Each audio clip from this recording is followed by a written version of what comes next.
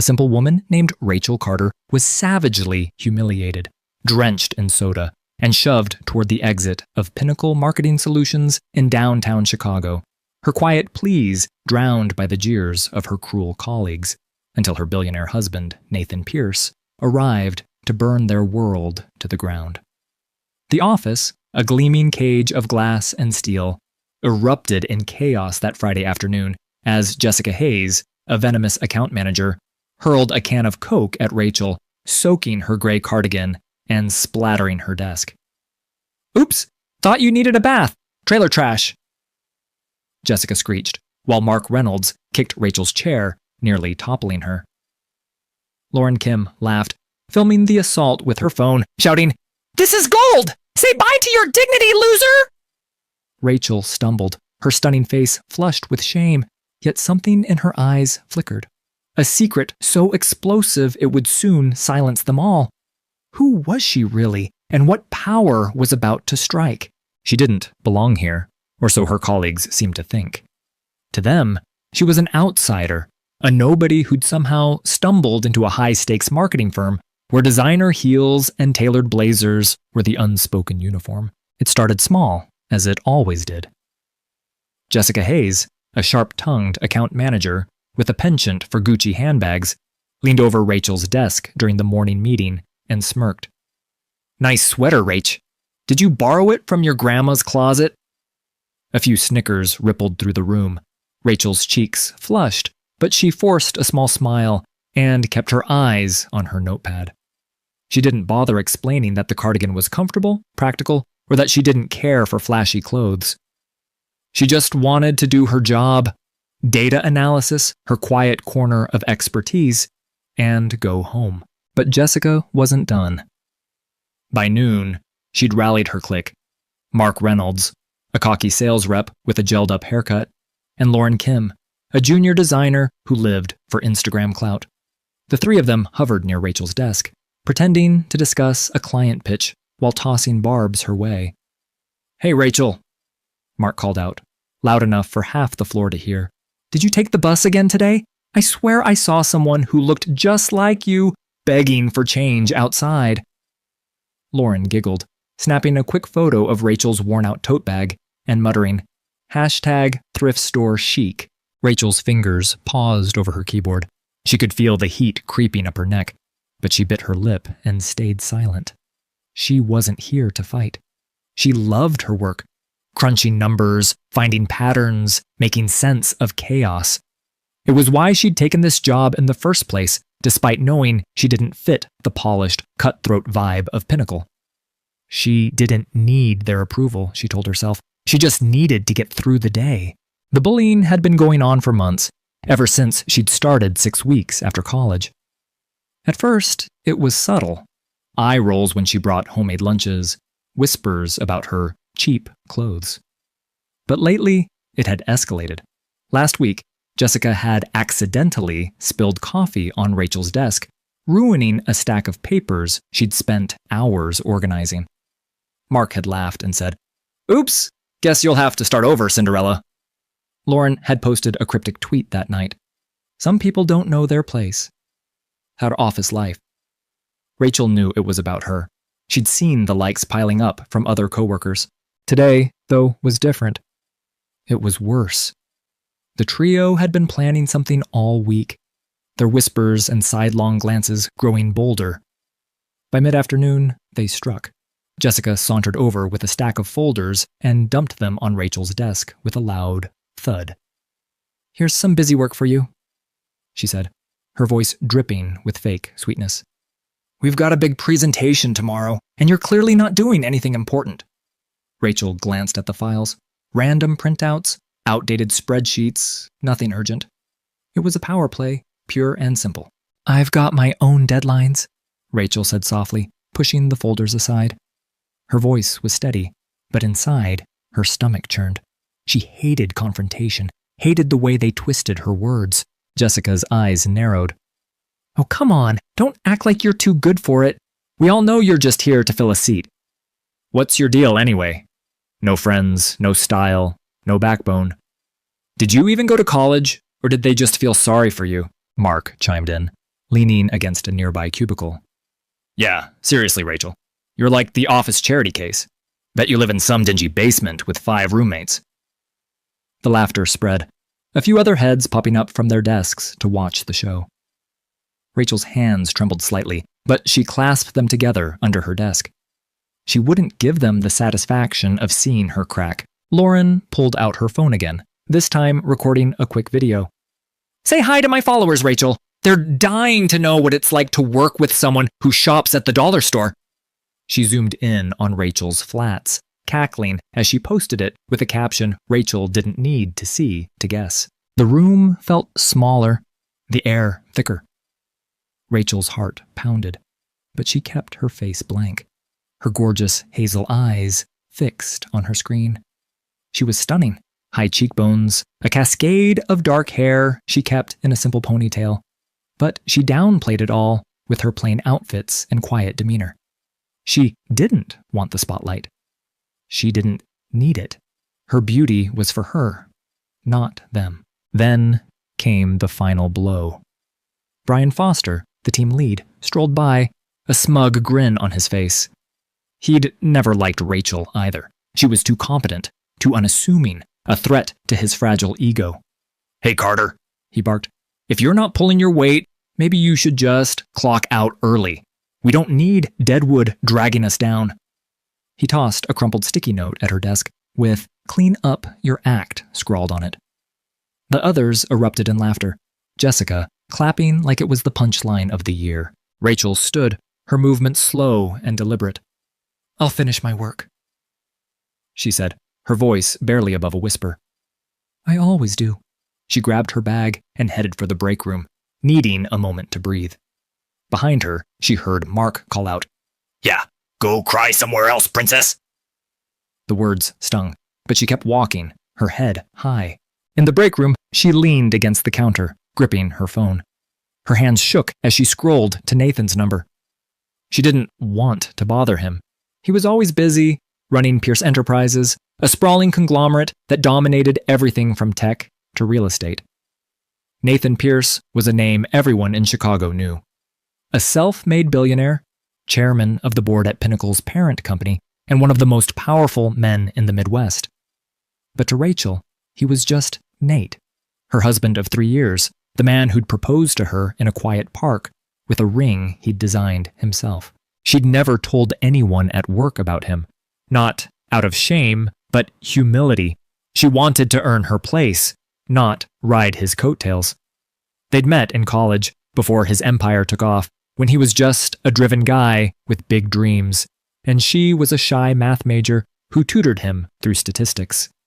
Their wedding had been small, private, attended only by family and a few friends. She still wore her maiden name at work to keep things simple. Nathan respected her choice, even if he sometimes teased her about being too stubborn for her own good. Now, though, she needed him. Not for revenge, but for strength. She dialed his number, her thumb hesitating over the call button. He picked up instantly. "Rach? You okay?" His voice was deep, warm, a lifeline in the storm. "Not really," she admitted, her throat tight. "It's been a bad day. They're awful, Nate. I don't know how much more I can take." "Where are you?" he asked, his tone shifting to something harder, protective. "At the office. Pinnacle. I'm 10 minutes away. Don't move." He hung up before she could protest. Rachel returned to her desk, bracing herself for more taunts. Jessica was waiting, arms crossed. "Back already? Thought you'd quit by now." Mark and Lauren lingered nearby, smirking. Brian watched from his glass-walled office, clearly enjoying the spectacle. Rachel sat down, saying nothing, her eyes on her screen. She could feel the tension building, a storm about to break. 9 minutes later, the elevator dinged. The office fell silent as Nathan Pierce stepped out, all 6'2" of him, radiating quiet fury. He wore a charcoal suit that screamed money, his dark hair swept back, his jaw set, heads turned. Whispers started. Jessica's jaw dropped, her eyes darting between Nathan and Rachel. Mark froze mid-sentence. Lauren's phone slipped from her hand, clattering to the floor. Nathan didn't glance at anyone else. He walked straight to Rachel's desk, his presence commanding the room. "Rachel," he said, his voice low but caring. "You ready to go?" She looked up, relief washing over her. "Yeah, just need a minute." She started gathering her things, her movements calm despite the chaos erupting around her. Jessica recovered first, plastering on a fake smile. "Mr. Pierce?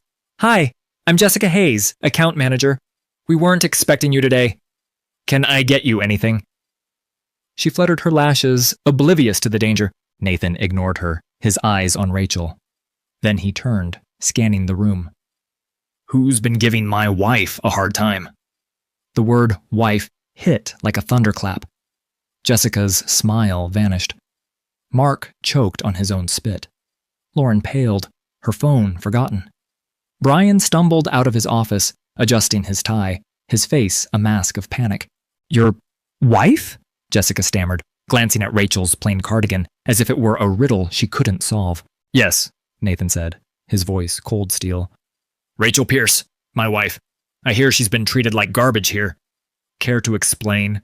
The room was a graveyard of silence. Rachel stood beside him, her beauty undeniable now that everyone was looking, really looking. She didn't gloat, didn't smirk. She just waited, her dignity unshaken. Brian stepped forward, sweating. "Mr. Pierce, sir, I'm sure it's a misunderstanding. Rachel's a valued team member." "Valued?" Nathan cut him off. "She's been mocked, insulted, and buried in busy work by people who think she's beneath them. That sound like value to you?" Jessica tried to backpedal. "We didn't know. I mean, she never said, 'Does she have to?'" Nathan snapped.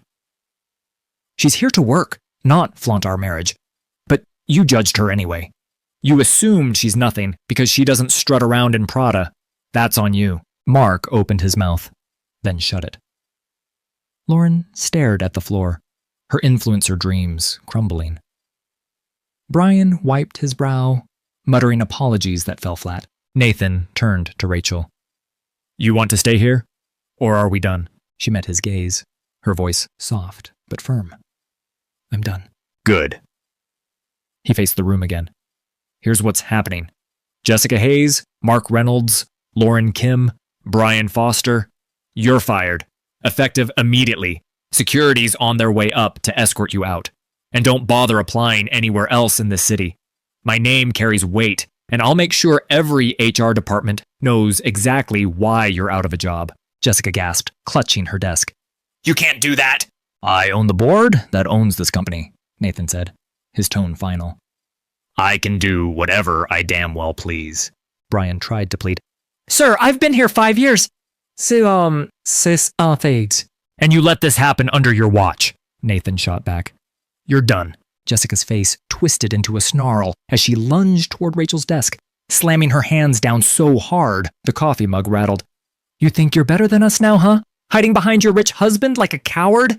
We all knew you were a fraud, showing up in those ratty clothes, pretending to work hard while we carried this place." Her voice rose to a shriek, spit flying as she ranted.